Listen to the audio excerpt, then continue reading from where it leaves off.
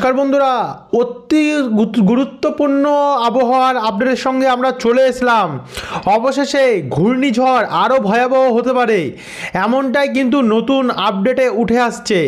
আগামী আর কয়েকদিনের মধ্যে নতুন একটি ঘূর্ণিঝড় বঙ্গোপসাগরে তৈরি হবে। এটা কিন্তু আপনাদেরকে আমরা গত অনেক দিন ধরে দেখাচ্ছি। কখনো দেখাচ্ছে 23-24-এ তৈরি হবে, কখনো বা দেখাচ্ছে 25-এ তৈরি হবে, এবং কখনো দেখাচ্ছে যে এটি 26-এও তৈরি হবে। কিন্তু এই এখনকার লেটেস্ট আপডেট বলছে এটি 22 থেকে 23-এর মধ্যেই তৈরি হবে ঘূর্ণিঝড়।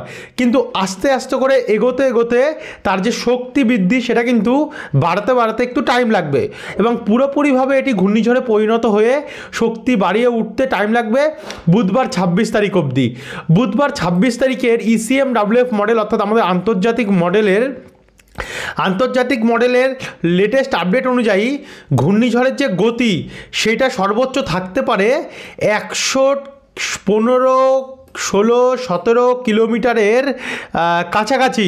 দেখুন স্পষ্ট কিন্তু আপনাদেরকে আমরা দেখাচ্ছি, আপনারা দেখছেন স্ক্রিনের ওপরে সরাসরি যে এখানের যে সর্বোচ্চ গতি সেটা কিন্তু 111-15-17 তো রয়েছে, এবং এর যে এরিয়াটা অনেকটাই কিন্তু বড় এরিয়া নিয়ে এটা রয়েছে। তবে যে আছড়ে পড়ার স্থল সেটা নিয়ে কিন্তু এখন একটা কনফিউশন রয়েছে এই ঘূর্ণিঝড়ের, কারণ এটা বাঁক ক্রমশ নিচ্ছে, অর্থাৎ ক্রমশ এটা বেঁকে যাচ্ছে গিয়ে। কখনো দেখাচ্ছে এটা এই পোর্শনে আছড়ে পড়বে, এখন আবার দেখাচ্ছে এটা এই দিক বরাবর এগোচ্ছে। যদি অ্যাকচুয়ালি এই দিক বরাবর ঘূর্ণিঝড়টি এগিয়ে যায়, এর স্থলভাগ হতে পারে ওড়িশা উপকূল। আর যেহেতু অনেক বড় এরিয়া নিয়ে এই ঘূর্ণিঝড়টি রয়েছে, তো ওড়িশার এই ভুবনেশ্বরে আছড়ে পড়লেও আমাদের পশ্চিমবঙ্গেও কিন্তু এর প্রচণ্ড প্রভাব পড়বে, আর ভয়ঙ্কর পরিমাণে প্রভাব পড়তে পারে। তো চলুন আপনাদেরকে দেখাই কিভাবে, কোথায়, কখন এই ঘূর্ণিঝড়টি আছড়ে পড়বে এবং কবে থেকে এই ঘূর্ণিঝড়টি তৈরি হবে, আমাদের বাংলার ওপর এর কোনো প্রভাব কতটা পড়তে পারে। তো ভিডিওটিকে আপনারা বিনা স্কিপ করে শুরু থেকে শেষ পর্যন্ত দেখতে থাকুন এই ঘূর্ণিঝড়ের ব্যাপারে সমস্ত তথ্য জানতে হলে। ভিডিওটি আপনারা কোন জেলা থেকে দেখছেন, আপনাদের জেলায় আজ আবহাওয়া কেমন চলছে, নিচে আমাদেরকে কমেন্ট করে জানাতে ভুলবেন না। আর ভিডিওটি ভালো লাগলে লাইক করে দিয়ে অবশ্যই চ্যানেলটিকে সাবস্ক্রাইব করে রাখতে ভুলবেন না, প্রতিনিয়ত এমনই আপডেট পাওয়ার জন্য, এবং ভিডিওটিকে লাইক করে দেবেন। তো চলুন এবারে ভিডিওটিকে আমরা শুরু করি। সবার প্রথম আমরা চলে আসবো কবে থেকে ঘূর্ণিঝড় তৈরি হচ্ছে। দেখুন আমরা 21 তারিখ অর্থাৎ শুক্রবার থেকে কিন্তু দেখতে পাচ্ছি যে ঘূর্ণিঝড়ের প্রক্রিয়া সেটা শুরু হচ্ছে। যেহেতু ঘূর্ণিঝড় তৈরি হওয়ার আগে কিছু ধাপ থাকে, কিছু স্টেপ থাকে, সেটা ফুলফিল হলেই তারপরে ঘূর্ণিঝড়ে পরিণত হয়। তো 21 তারিখ ভোরবেলা থেকে কিন্তু দক্ষিণ বঙ্গোপসাগর সংলগ্ন ভারত মহাসাগরের সামনে থেকে একটি শক্তিশালী ঘূর্ণাবর্ত তৈরি হচ্ছে, এবং এই ঘূর্ণাবর্তের যে শক্তি যোগাচ্ছে সেটা দক্ষিণ চীন সাগরে তৈরি হওয়া কিন্তু জলীয় বাষ্প। এই দেখুন স্পষ্টভাবে কিন্তু এই দিক দিয়ে হয়ে এটা আসছে, এবং এখানেই কিন্তু 21 তারিখের মধ্যে এটি একটু একটু করে শক্তি বাড়াতে শনিবার 22 তারিখের মধ্যে কিন্তু এটি আরেকটু শক্তি বাড়াবে। আর এই টোটাল আপডেটটা কিন্তু বন্ধুরা আপনাদেরকে আমরা ECMWF মডেলে দেখাচ্ছি, এমনটি নয় গ্লোবাল মডেলে। যেই মডেলে 60% সত্যি হয় সেই মডেলটাই কিন্তু আমরা দেখাচ্ছি ECMWF মডেল, যেটা আমাদের আন্তর্জাতিক মডেল। দেখুন GFS মডেলেও ঘূর্ণিঝড় রয়েছে, সেটা তো দেখাবোই, কিন্তু ECMWF মডেলটা আগে আমরা মেন মডেলটা আমরা দেখিয়ে দিচ্ছি।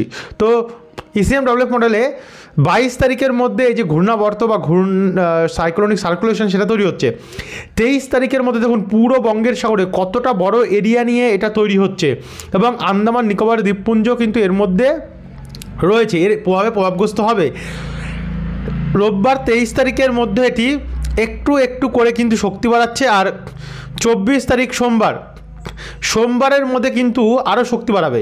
শক্তি বাড়িয়ে 24 তারিখের মধ্যে অর্থাৎ রাত্রি 11টার মধ্যে এটি 78 কিলোমিটার প্রতি ঘন্টায় বায়ুর ঝাপটা মডেলে আমরা দেখতে পাচ্ছি, এবং বায়ু মোডে আমরা দেখতে পাচ্ছি 58 কিলোমিটার প্রতি ঘন্টায়, মানে 65 কিলোমিটারে গেলে ঘূর্ণিঝড়ের আখ্যা পায়, সেটা আমরা দেখতে পাচ্ছি 58 কিলোমিটার প্রতি ঘন্টায়।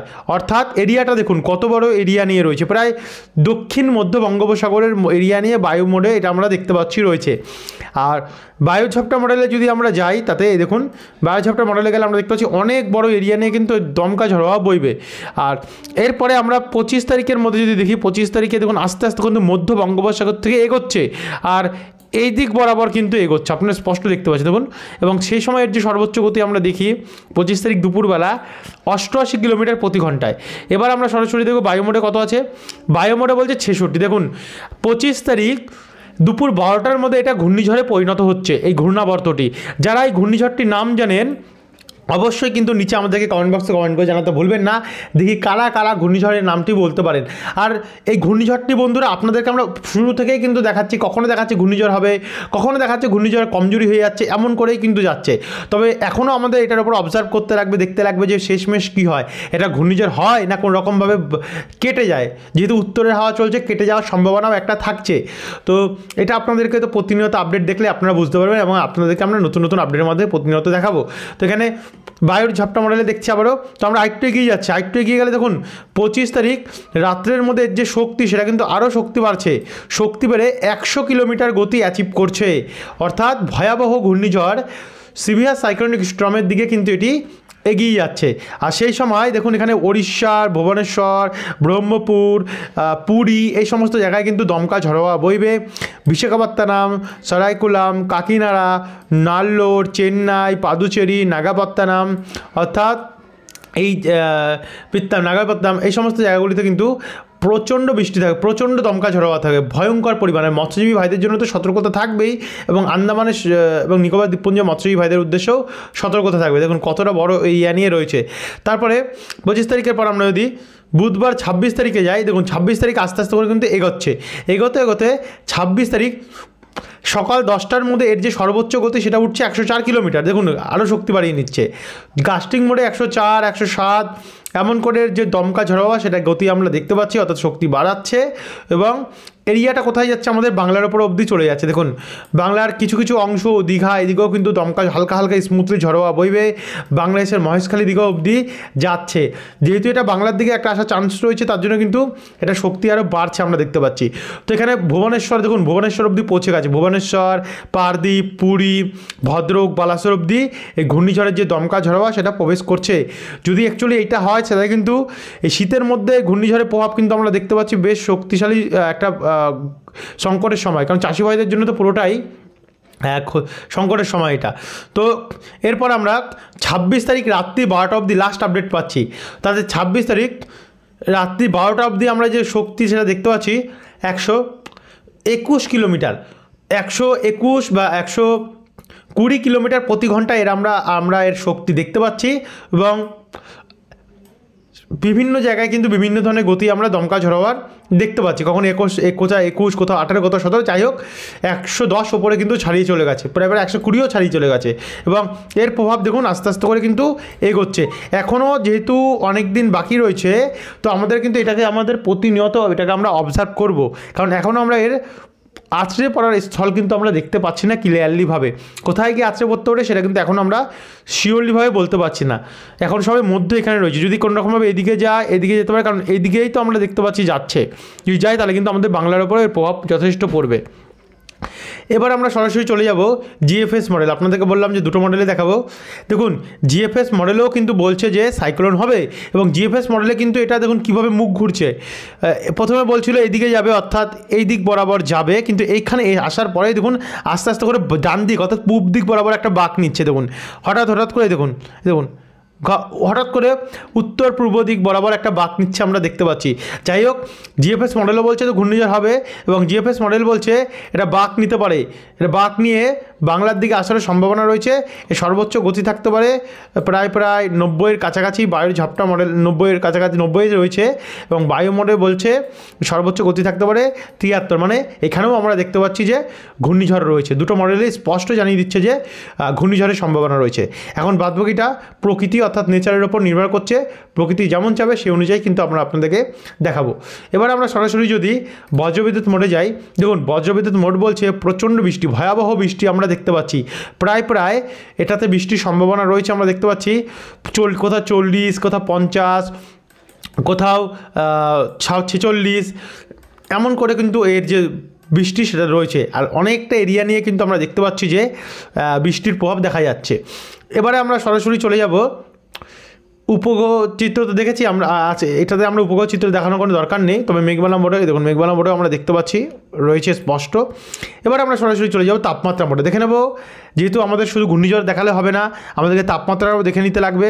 আগামীকালে কেমন তাপমাত্রা থাকবে ভোরবেলা নাগাদ, যারা অফিস টাইমে কাজে যায় তাদের জন্য এটা আমাদেরকে স্পেশালি দেখাতে হচ্ছে, এবং আমাদের চাষি ভাইদের জন্য যারা ভোরবেলা উঠে চাষবাসে যায়, এখান থেকে মাল নিয়ে এসে তারা বিভিন্ন জায়গায় বিভিন্ন হাটে বাজারে গিয়ে তারা বিক্রি করে, তো তাদের জন্য আমাদের আগে এই আপডেটটি এবং মৎস্যজীবী ভাইদের উদ্দেশ্য। দেখুন আগামীকাল ভোর 3টে থেকে 4টে 5টার মধ্যে বাংলা সর্বনিম্ন টেম্পারেচার নামবে পুরুলিয়ায় 13 ডিগ্রি, বলরামপুরেও 13 ডিগ্রি থাকতে পারে, পশ্চিম বর্ধমানে 15 ডিগ্রি, বীরভূম আসানসোল চিত্তরঞ্জন রঘুনাথপুরও 13 থেকে 14 ডিগ্রির মধ্যেই থাকবে টেম্পারেচার, মানে অনেকটা ঠান্ডা।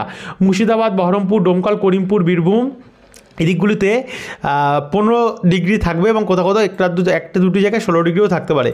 পূর্ব বর্ধমান এবং বাঁকুড়া তো 14 ডিগ্রি থাকছে, পূর্ব পশ্চিম বর্ধমান এখানে 15-14 মধ্যে থাকতে পারে, নিমড়ি 15, মন্তেশ্বর 14, দেখুন গোসকারা গোলসি এই জায়গায় 14-15 মধ্যে দেখতে পাচ্ছি। নদিয়াতেও আমরা 15-14 মধ্যে দেখতে পাচ্ছি। হাওড়া এবং উত্তর 24 পরগনা, কলকাতা নিয়ে 16-17 করে কিন্তু আমরা তাপমাত্রা দেখতে পাচ্ছি রয়েছে, 15-16 এবং 17 মধ্যেই থাকবে। দক্ষিণ 24 পরগনা এবং পূর্ব মেদিনীপুরেও 16-17-21 অবধি আমরা সর্বোচ্চ দেখতে পাচ্ছি। আর পশ্চিম মেদিনীপুরে আমরা 14, ঝাড়গ্রাম 14, পুরুলিয়া, জামশেদপুর এদিকগুলোতেও, খড়গপুর এদিকগুলোতে 14-র মধ্যেই কিন্তু আমরা 16 থেকে 14-র মধ্যেই দেখতে পাচ্ছি টেম্পারেচার রয়েছে। সেম পরিস্থিতি ওপার বাংলা অর্থাৎ বাংলাদেশেও থাকবে, দেখুন 16, 15, 14-র মধ্যে, এবং ত্রিপুরার উপরেও কোথাও 17 ডিগ্রিও থাকছে, ত্রিপুরাতেও সেম পরিস্থিতি। এবং আমাদের উত্তরবঙ্গেও কিন্তু মালদা সমেত উত্তর দিনাজপুর, দক্ষিণ দিনাজপুর 16-17 এবং দার্জিলিং সাইডে 10 থেকে 13-র মধ্যে থাকতে পারে, 10-11-র মধ্যে থাকছে দূরত্বের এই সমস্ত সাইডগুলোতে। আর বাদবাকি জায়গাগুলোতে 16-17-র মধ্যে আমরা দেখতে পাচ্ছি তাপমাত্রা থাকতে পারে, এবং অসমও তাই। আর এবং মেঘালয় সাইডটাতেও ওই আমরা দেখতে পাচ্ছি অসম নিয়ে তাই রয়েছে। তো এই ছিল বন্ধুরা এখনকার আপডেট, আশা করি আপনারা বুঝতে পারলেন। সম্পূর্ণ তথ্য আপনাদের কাছে আমরা তুলে ধরলাম। এরপরে যদি আরও কোনো সংশয় থাকে নিজে কমেন্ট বক্সে কমেন্ট করে জানাতে ভুলবেন না, আমরা আপনাদের কাছে রিপ্লাই দিয়ে জানিয়ে দেবো। আর যারা এখনও সাবস্ক্রাইব করেনি, প্রতিনিয়ত এমন আপডেট পেতে হলে আমাদের চ্যানেলটিকেও সাবস্ক্রাইব করে রাখতে ভুলবেন না। ধন্যবাদ।